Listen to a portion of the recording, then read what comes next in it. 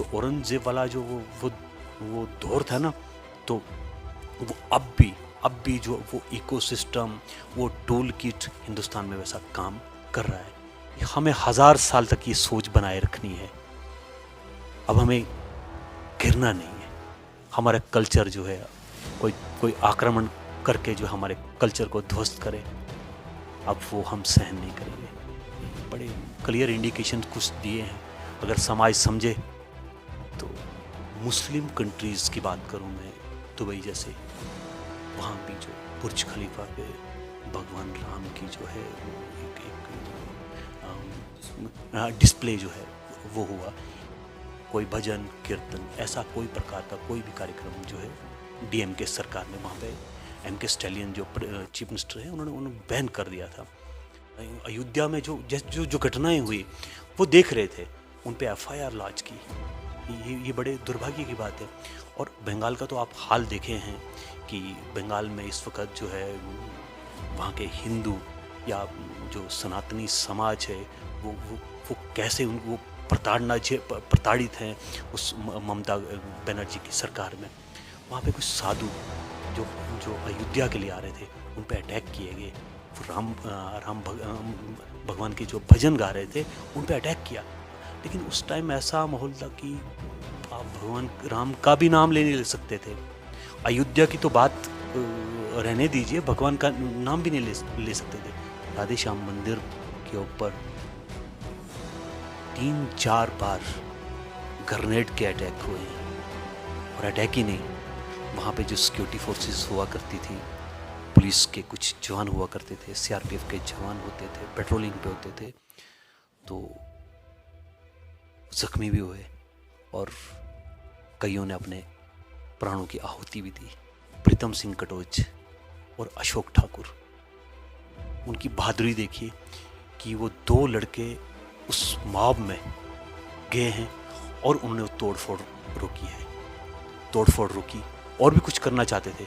उनके परिवार को जो है, वो सीएल ठाकुर साहब का परिवार है, वो वहाँ से उनको रेस्क्यू किया। लेकिन उस 200-250 मॉब की ये हिम्मत नहीं आई कि ये अगर ये 2 हमारे बीच में आए हैं, वो फ्रस्ट्रेटेड हो गए थे कि ये कोई क्या कहता हम आत्मघाती दस्ता तो नहीं आ गया हमारे बीच में। उनकी हिम्मत तक नहीं आई। तो उन 2 आदमियों ने, लड़कों ने जो है उस टाइम उस घर को बचाया है, उस घर की इज्जत बचाई है। नमस्कार, चंद्रभागा की इस पवित्र भूमि डोडा से मैं अमित आप सबका स्पीक स्ट्रेट में स्वागत करता हूं। व्यूअर्स, जनवरी 22 भगवान श्री राम के मंदिर अयोध्या में हमने प्राण प्रतिष्ठा होते हुए देखा और पूरा भारत और पूरी दुनिया ने उस दिन ये पूरा दृश्य अपनी आंखों से देखा। आज हम उन परिवारों से बात करने जा रहे हैं जिनके सदस्यों ने, परिवार के सदस्यों ने इस पूरे अभियान में अपना योगदान दिया था और कहीं ना कहीं इन्हीं कारणों की वजह से उन्होंने अपना बलिदान भी इस मातृभूमि के लिए, राम मंदिर अभियान के लिए दिया। उनके परिवारों का क्या रिएक्शन रहा उस दिन, किस तरह का उनका एक तरह से क्या फीलिंग, क्या इमोशंस थे और कैसे उस दिन को सेलिब्रेट किया गया, ये पूरी की पूरी जानकारी उनसे लेने की कोशिश करेंगे। आज मेरे साथ आप स्क्रीन्स पे देख रहे हैं एडवोकेट रमन प्रदीप ठाकुर जी, और इन्हीं के परिवार की आज हम बात करने जा रहे हैं। रमन जी, जनवरी 22, 2024 वो दिन जिसका इंतज़ार लाखों करोड़ों सनातनियों को हजारों सालों से था, आखिरकार वो पूरा हुआ। इस पे आपका क्या कहना है? अमित जी, जय श्री राम। देखिए, ये एक बहुत लंबी लड़ाई जो है सनातनियों ने लड़ी 1528 से लेके 22 जनवरी 2024 तक। और इस लड़ाई में हमारे कोई लाखों जो है हिंदू, कोई 4.25 लाख के करीब हिंदुओं का जो है बलिदान हुआ है इस लड़ाई के लिए। जो राम जन्मभूमि जिसे हम कहते हैं, आपने देखा, पूरे विश्व ने देखा, एक गोल्डन हिस्ट्री में 22 जनवरी 2024 का जो इतिहास हमारे प्रधानमंत्री ने जो रखा वो लिखा जाएगा। देखिए, पूरे वर्ल्ड में भगवान राम की प्राण प्रतिष्ठा, उसका आयोजन अलग अलग मोड जो रहे कम्युनिकेशन के, उसके द्वारा हुआ। पूरे भारतवर्ष में भी हुआ। आप इंग्लैंड में देखें, वहाँ पे भी जो हिंदू हैं उनने रैली निकाली। कनाडा में, वहाँ भी भारतीय रहते हैं, उन भारतीयों ने भी भगवान राम लल्ला की जो है इस प्राण प्रतिष्ठा का जो बड़े हर्षोल्लास के साथ उस उत्सव को ही मनाया। आप अमेरिका की बात करें तो जो टाइम स्क्वायर है, वहाँ पे ये पूरा कार्यक्रम जो है लाइव चला। या इवन मुस्लिम कंट्रीज़ की बात करूँ मैं, दुबई जैसे, वहाँ भी जो बुर्ज खलीफा पे भगवान राम की जो है वो एक डिस्प्ले जो है वो हुआ। और पाकिस्तान, वहाँ के हिंदुओं ने भी इस राम लल्ला के उत्सव को बड़े मतलब उस खुशी के के साथ जो है उन्होंने मनाया। देखिए, इस उत्सव में जिन लोगों का बलिदान हुआ और या जिन लोगों ने लड़ाई लड़ी, मुझे तो 90 का दौर ही याद है। आप देखें, साध्वी रितंबरा, साध्वी क्या कहते हैं उसको, प्रज्ञा ठाकुर और उमा भारती जी, उसके अलावा और भी काफ़ी बड़ी बड़ी हस्तियां जो जिनको इनवाइट किया था इस प्राण प्रतिष्ठा के जो गवाह बने वहाँ पे, वो कैसे भावुक हो गए थे। एक दूसरे से हर एक के मन में वो क्या कहते हैं, आंखों में जो है आंसू थे कि इतनी देर के बाद, इतनी लड़ाई के बाद अगर कोई चीज़ मिल जाए तो उसका वो जो इमोशन वो कैसे वो बाहर फूटे थे।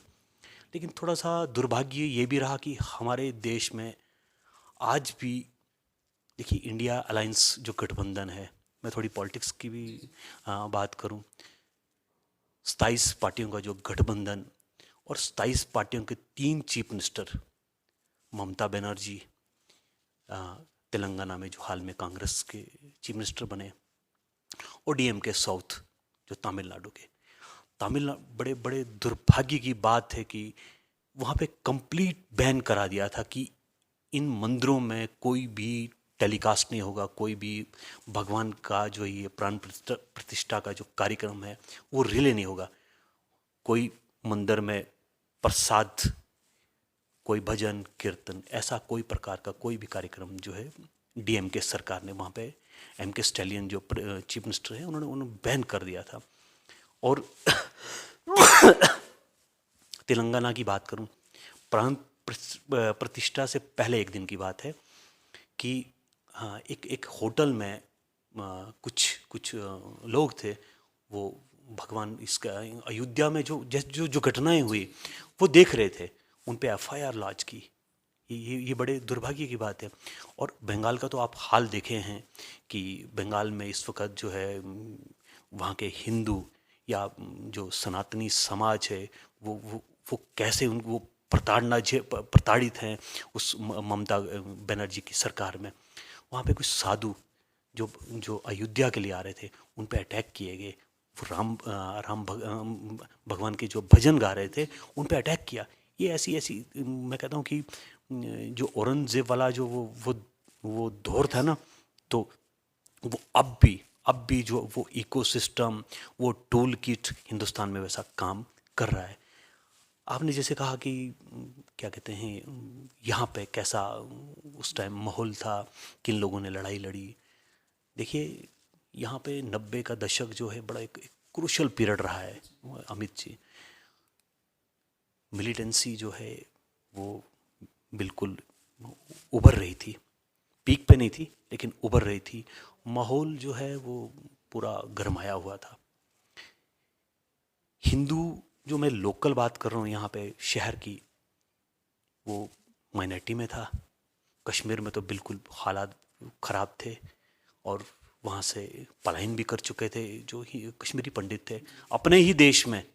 ये भी एक बहुत बड़ा दुर्भाग्य है, अपने देश में मेजॉरिटी कम्युनिटी माइनॉरिटी कम्युनिटी ने भगा के उनको क्या कहते हैं माइग्रेट कर दिया, वो दर बदर हो गए।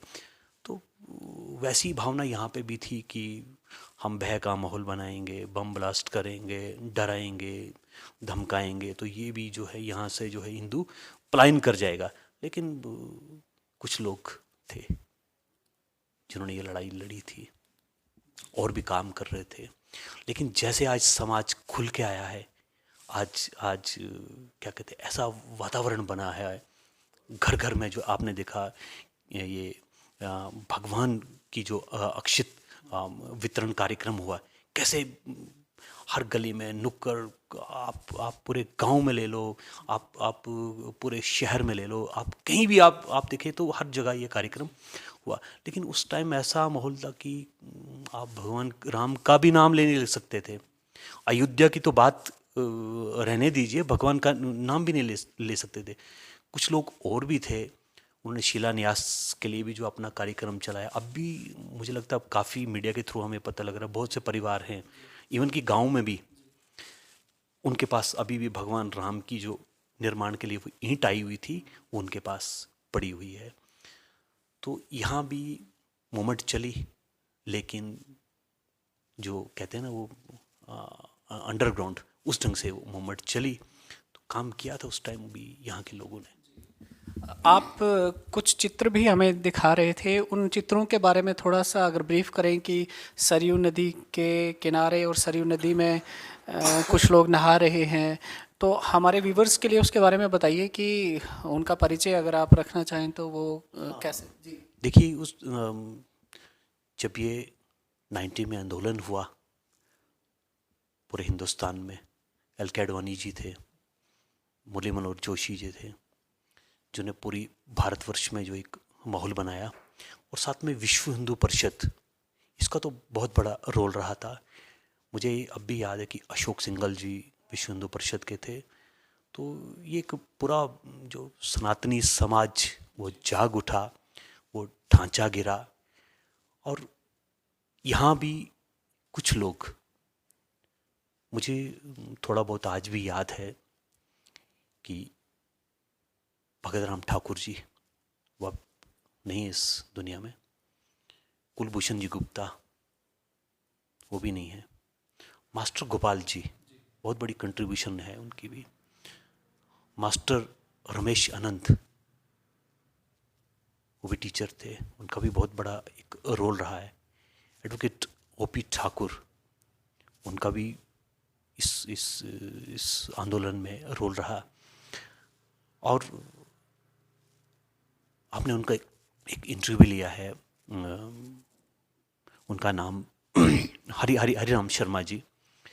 तो मेरे मामा जी भी थे संतोष ठाकुर जी, ओमराज रखवाल जोधपुर के, एक अलग टोली थी, ये भी इन्होंने भी उस आंदोलन में काम किया।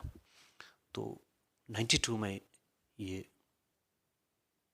अयोध्या गए, जब लास्ट ढांचा 6 दिसंबर को गिराया, लेकिन उससे पहले गए थे वहाँ। उस टाइम भी काफ़ी आंदोलन चल रहे थे, तो उस आंदोलन में भी इन्होंने भाग लिया। तो कुछ फोटोग्राफ्स अब भी हमारे पास हैं, जो सरयू नदी में उन्होंने स्नान किया है। 92 में मेरे मामा की किलिंग 19 दिसंबर 1992 को हुई थी, लेकिन ये उससे पहले के फ़ोटो है सरयू नदी के। हाँ, ये मैं आपको दिखा दूंगा अभी।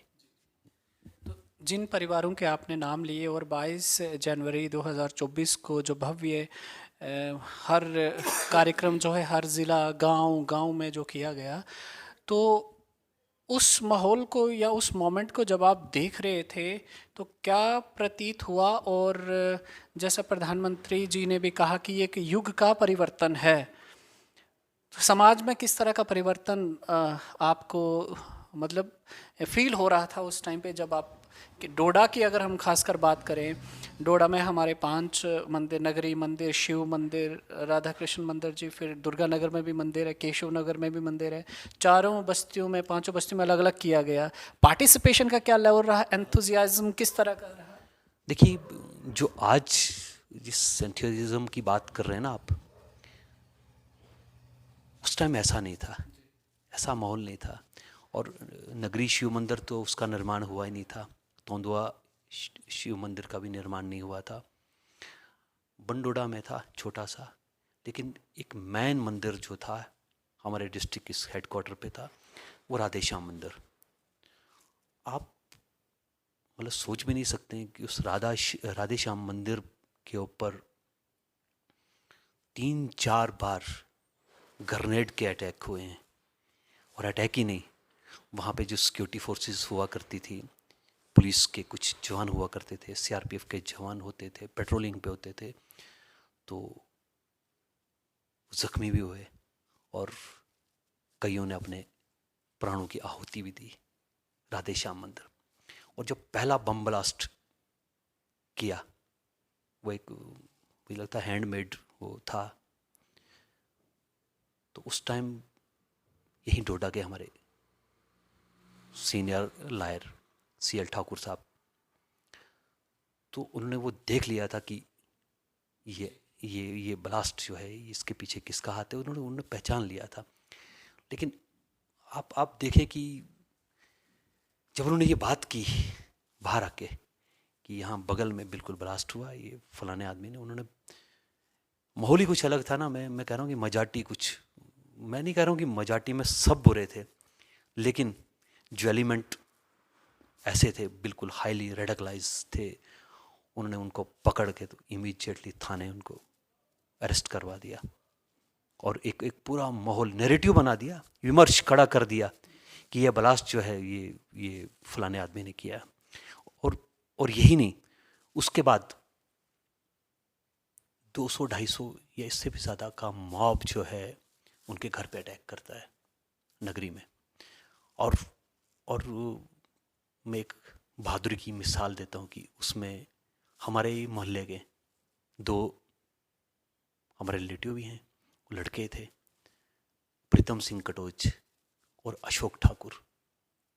उनकी बहादुरी देखिए कि वो 2 लड़के उस मॉब में गए हैं और उन्होंने तोड़फोड़ रोकी है, तोड़फोड़ रोकी, और भी कुछ करना चाहते थे। उनके परिवार को जो है, वो CL ठाकुर साहब का परिवार है, वो वहाँ से उनको रेस्क्यू किया। लेकिन उस 200-250 मॉब की ये हिम्मत नहीं आई कि ये अगर ये 2 हमारे बीच में आए हैं, वो फ्रस्ट्रेटेड हो गए थे कि ये कोई क्या कहता हम आत्मघाती दस्ता तो नहीं आ गया हमारे बीच में। उनकी हिम्मत तक नहीं आई। तो उन 2 आदमियों ने, लड़कों ने जो है उस टाइम उस घर को बचाया है, उस घर की इज्जत बचाई है। इस किस्म का माहौल जो है उस आए तो बदला हुआ माहौल है।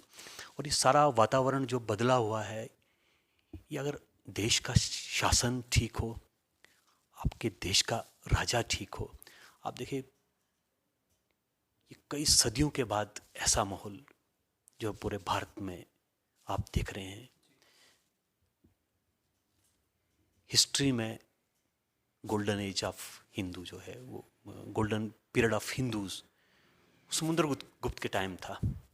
तो अगर उसके बाद जो आया तो आज मोदी के एरा में, और मोदी का विजन जो एक बहुत बड़े ग्लोबल लीडर, इनको रिकॉग्नाइज करते हैं पूरा। इस वक्त आप देखें पूरे वर्ल्ड में जो है हिंदुस्तान का दबदबा है, वो दबदबा है तो मोदी की कारण है।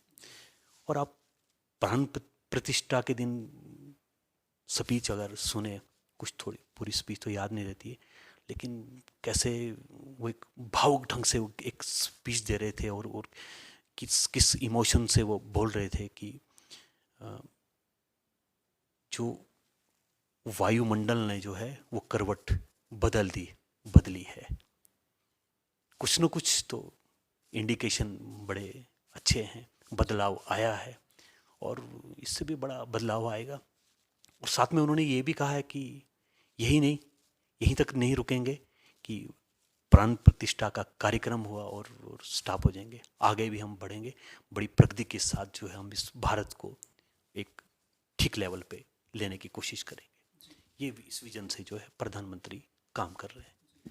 तो इस एरा को, जिसको आप कह रहे हैं कि मोदी जी के टाइम पे जो हिंदू का जो गोल्डन एरा स्टार्ट हुआ है, तो इसको क्या ये कहना सही होगा कि ये एक न्यू एरा का एक हिंदू रिसर्जेंस पीरियड जो है वो स्टार्ट हो रहा है, और जो काम पीछे इतिहास में छूटे हैं वो अधूरे काम पूरे करने का समय या जो काल चक्र ने परिवर्तन लिया है ये वो है, और उसके लिए हमारा समाज अभी कितना तैयार है, हमारा चंद्रभागा रीजन कितना तैयार है या हो रहा है या उस डायरेक्शन में आगे बढ़ रहा है। देखिए, मोदी का सिर्फ यही विजन नहीं है। मोदी का विजन और भी जो हिंदुस्तान में बाकी भी क्लासेस हैं, बाकी भी सेक्ट हैं सनातन के अलावा, उनको भी देख रहे हैं आप। जो डाउन ट्रोडन सेक्शन है वो कैसे अपलिफ्ट हो, उसके लिए कैसे स्टार्टअप्स का क्या कहते हैं योजना बनाई है, स्टैंड अप इंडिया की योजनाएं खड़ी की हैं, आत्मनिर्भर भारत, मेक इन इंडिया। अब डिफेंस लेवल पे किस तरह से जो हमारा क्या स्टैंड होना चाहिए उसके लिए काम कर रहे हैं। एग्रीकल्चर सेक्टर की बात करें, हम हॉर्टिकल्चर सेक्टर की बात करें, और भी अनगिनत योजनाएं जो हैं प्रधानमंत्री ने इस देश में जो है लाई हैं। यही नहीं, अपनी सरकारों में जो लोग काम कर रहे हैं उनको भी मोदी जी की डायरेक्शन है कि आप लोगों के बीच में जाइए, जो भी व्यक्ति वंचित है, चाहे वो लास्ट क्यू में खड़ा है, उसे भी अगर उस स्कीम्स का लाभ नहीं मिला है तो उसे वो उस तक वो लाभ पहुंचे। आप अभी हाल में देखें, विकसित भारत का कार्यक्रम चल रहा है, ये पार्टी लेवल से भी चला जनसंवाद योजना के तहत, और जो है सरकार भी कर रही है इस कार्यक्रम को। और साथ में जो आपने कहा कि हमारा कल्चर जो है ये बड़ी सदियों के बाद जो है रिवाइव हुआ, इसमें कोई शक नहीं है। और प्रधानमंत्री की देखिए एक खुले तरीके से वो जो बोलते हैं वो करते हैं। ये जो लोहा वो मंडवा देते हैं, वो उसका वो जो काम उन्होंने निश्चय, जो कन्विक्शन, विल पावर में कहूँ, कन्विक्शन है काम करने के प्रति, और बड़ी डेडिकेशन से करते हैं वो, फिर जो कहते हैं वो धड़ल्ले से करते हैं। ये जो हमारा एक कल्चर का रिवाइवल हुआ है, देखिए इसके लिए भी बहुत बड़ी एक स्कीम लाई है प्रधानमंत्री जी ने, प्रसाद स्कीम करके। आप देखें, जो मंदिर सोमनाथ का गुजरात में, कितनी बार वो तोड़ा, कितनी बार लूटा, आज उस मंदिर की क्या कहते हैं एक ऐसा क्या कहते हैं मंदिर बनाया है जो वर्ल्ड टूरिज्म जो है ना उसको भी अट्रैक्ट करते हैं वो मंदिर। आप ये काशी विश्वनाथ कॉरिडोर, कैसे उस काशीनाथ विश्व कॉरिडोर को जो है उन्होंने तैयार किया। हाँ, देखिए वो अहल्याबाई होलकर 1000 साल पहले जिसने उस काशी विश्वनाथ कॉरिडोर को जो है वो उसका रेनोवेशन किया था, जो भी रेनोवेशन रिपेयर उस टाइम, उसके बाद कितनी कंजेशन हो गई थी, कितनी एनक्रोचमेंट हुई थी, वो कैसे प्रधानमंत्री ने एनक्रोचमेंट हटाई। आज भव्य जो है ओल्डेस्ट सिटी वर्ल्ड का, भगवान शिव का शहर, उसको कैसे एक रंगत दे दी। मोदी रहे न रहेंगे, लेकिन जो काम करके गए हैं, इन काम के जो उन्होंने उनके इस काम को जो है सुनहरे अक्षरों से लिखा जाएगा। करतार सिंह कॉरिडोर, आपको अमृतसर से घूम के वाया लाहौर 200-250 किलोमीटर जाके फिर कहीं वो करतारपुर सिंह कॉरिडोर आप जा पाते, लेकिन हार्डली 20 से 25 किलोमीटर की दूरी पे जो है वो आज एक पूरा कॉरिडोर है, बड़े फ्रीली उसको जो है हमारे लोग जो है यूज़ कर रहे हैं। फिर महाकाल कॉरिडोर, इसका निर्माण मध्य प्रदेश में, और केदारनाथ, ये कोई कल्पना भी नहीं कर सकता था हिंदुस्तान में कि जो हमारा कल्चर ये रिवाइव होगा। अगर रिवाइव किया है तो प्रधानमंत्री मोदी ने, ये बहुत बड़ा श्रेय जाता है हमारे इस प्रधानमंत्री मोदी को। और मेरा अपना जो सोच, ये कोई छोटा आदमी नहीं है, इसमें कुछ ना कुछ एक मतलब दिव्य शक्ति है। वर्ल्ड भी मैं कह रहा हूँ ना कि रिकॉग्नाइज करता है हिंदुस्तान का किस लेवल पे ये ले गया। और सबसे बड़ी सोच, और प्रधानमंत्री जी ने ये भी बोला परसों कि हमें 1000 साल तक ये सोच बनाए रखनी है। अब हमें घिरना नहीं है। हमारा कल्चर जो है, कोई आक्रमण करके जो हमारे कल्चर को ध्वस्त करे, अब वो हम सहन नहीं करेंगे। ये बड़े क्लियर इंडिकेशन कुछ दिए हैं, अगर समाज समझे तो।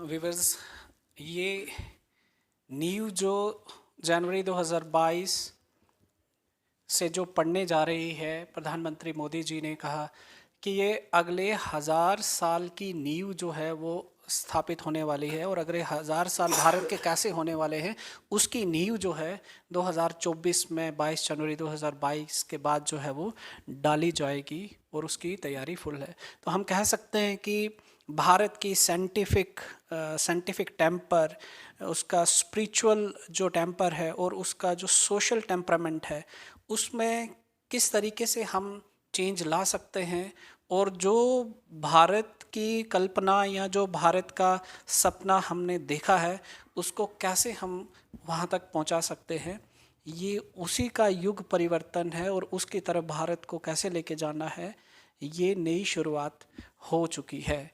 आपने वक्त दिया, समय दिया, उसके लिए बहुत बहुत धन्यवाद। धन्यवाद अमित जी।